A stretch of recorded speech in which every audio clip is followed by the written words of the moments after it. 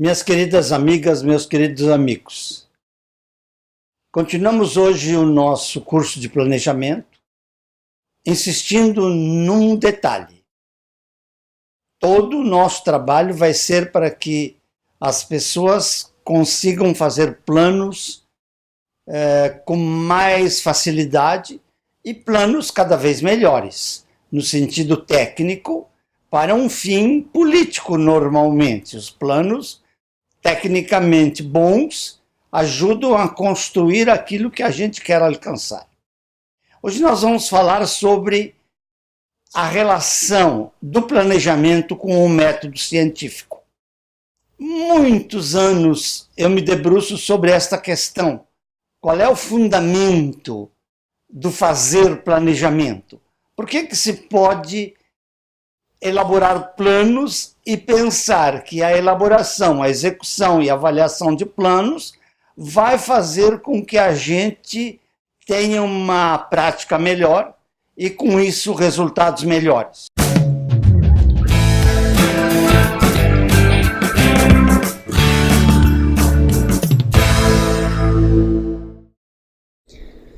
Minhas queridas amigas, meus queridos amigos, hoje falaremos da relação do planejamento com o método científico.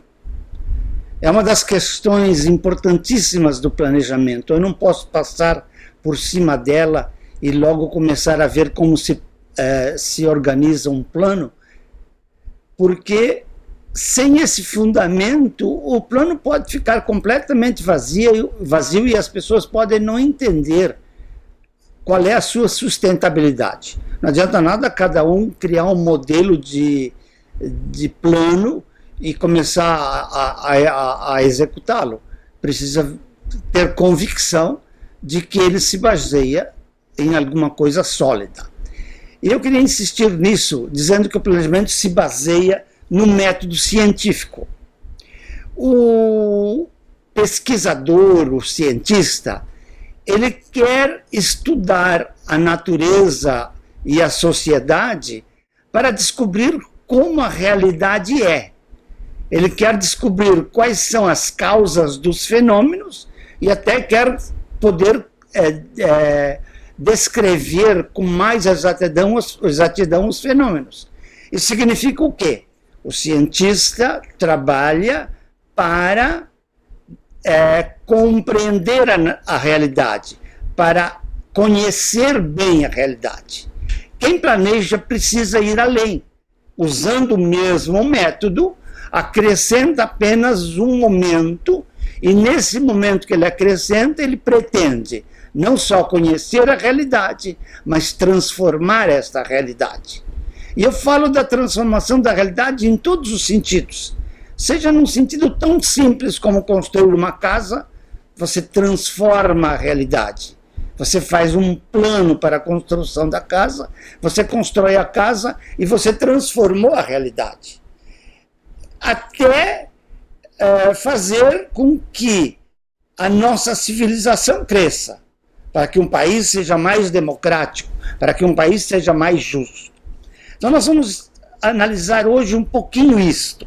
E eu vou me valer de um texto de Rubem Alves. Rubem Alves tem um livro precioso que se chama Filosofia da Ciência. Em parênteses, eu conclamo vocês que puderem a dar uma olhada neste livro. A filosofia da ciência é um dos temas difíceis da filosofia, mas que Rubem Alves transforma numa linguagem simples e nos faz entender isto. E Rubem Alves tem um capítulo em que ele conta o que faria um escoteiro, como ele chama, um escoteiro inteligente se perdesse na floresta. E Rubem Alves diz o seguinte: o escoteiro foi com seus companheiros para uma floresta fazer lá a sua excursão, junto com os outros, e se perdeu. Os outros vieram embora e ele ficou sozinho.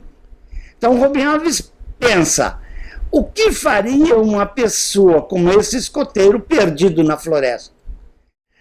Na nossa prática, muitas vezes, quando nós nos sentimos perdidos, corremos feito baratas tontas ou sentamos num canto e choramos. Nenhuma das duas atitudes é digna do ser humano, muito menos de um cara que é inteligente, que tem visão científica.